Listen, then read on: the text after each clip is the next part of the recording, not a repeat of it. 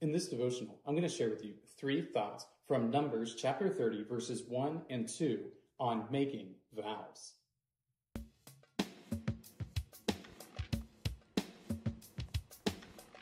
Numbers chapter 30, verses 1 and 2 says, Moses spoke to the heads of the tribes of the people of Israel, saying, This is what the Lord has commanded.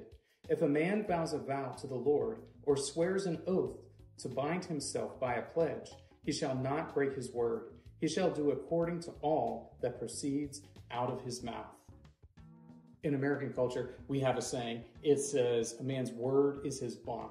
And what that means is that when somebody gives you their word, if they are mature, if they are upright, if they are a good person or whatever, that word is worth something. It is meaningful because when a man gives you his word, he has made a promise that he is going to fulfill that which he has said.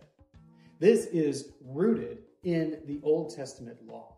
The Old Testament law about making vows. And if you are to make a vow to the Lord, or if you're going to make a pledge to another person, you are bound by honor to do that thing that you have promised. Here are 3 thoughts from Numbers chapter 30, verses 1 and 2 on making vows. Thought number 1, vows must be honored. It is not a small thing to make a promise to another person. It is not a small thing to say that you are definitely going to do something and swear to it.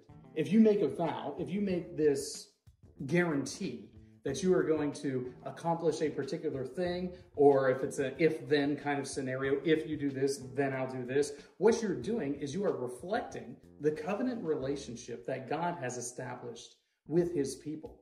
When you make a vow to God, when you give someone your word, you are emphasizing the fact that this is something you are definitely going to do. If you make a vow, that vow must be honored.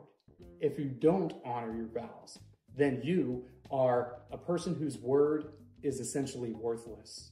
So when the Lord is giving his commands to the people of Israel, he says that any vow that they make must be honored.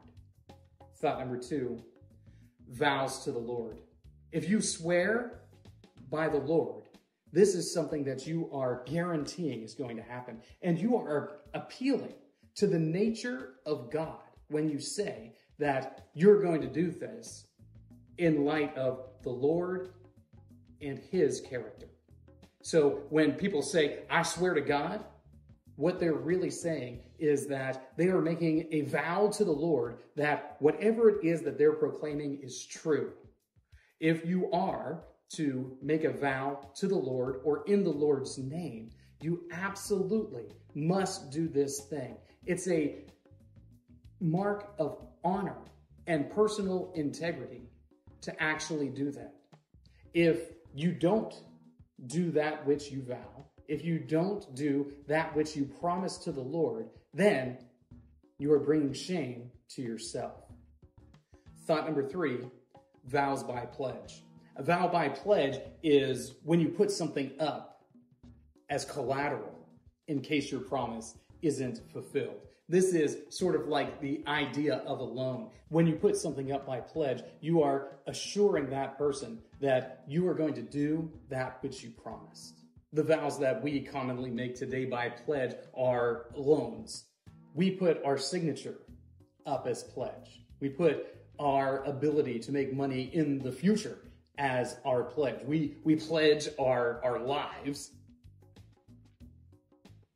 This promise that we're going to pay back that which we borrow.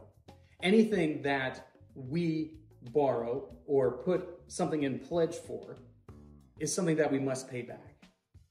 It's a sign of our personal integrity, and it's a sign of our being increasingly like our Creator, because he always fulfills his vows. He always does that which he promises, and we as his people ought to always do the same.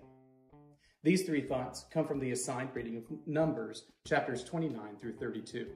If you'd like to read through the Bible with me, you can do so by joining the Facebook group Through the Bible, where we are reading the text of Scripture together.